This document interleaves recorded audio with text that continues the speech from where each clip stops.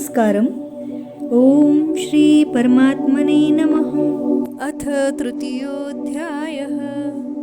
अर्जुन उवाच ज्यायसि चेत् कर्मणस्ते मता बुद्धिर्जनार्दन तत्किं कर्मणि घोरे मान्नियोजयसि केशव।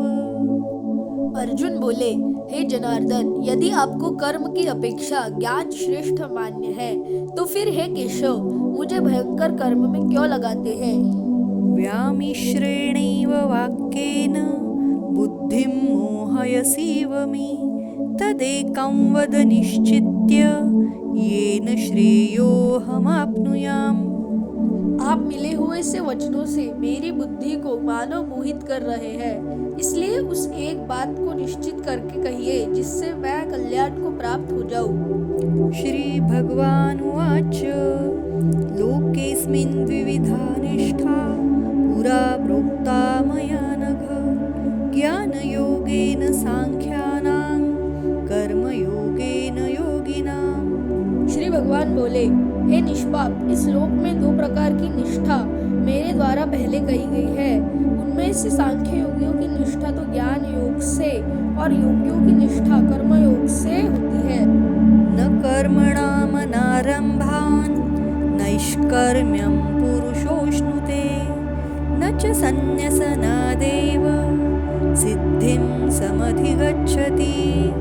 मनुष्य न तो कर्मों का आरंभ किए बिना निष्कर्मता को यानी योग निष्ठा को प्राप्त होता है और न कर्मों के केवल त्याग मात्र से सिद्धि यानी सांख्य निष्ठा को ही प्राप्त होता है।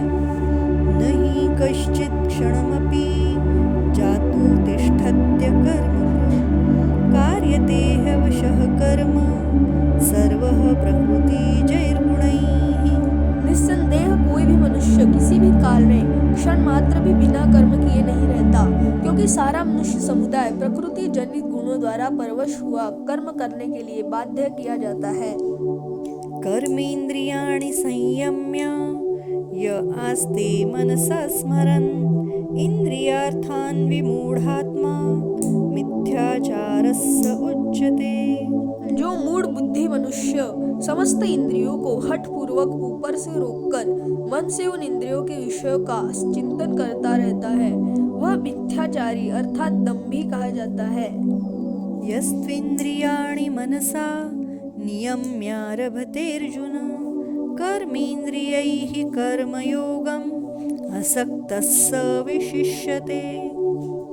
किंतु हे अर्जुन, जो पुरुष मन से इंद्रियों को वश में करके अनासक्त हुआ समस्त इंद्रियों द्वारा कर्मयोग का आचरण करता है, वही श्रेष्ठ है। नियतं कुरु कर्म त्वं कर्म ज्यायो ह्यकर्मणः शरीरयात्रा पीचते न प्रसिद्धेद कर्मणः।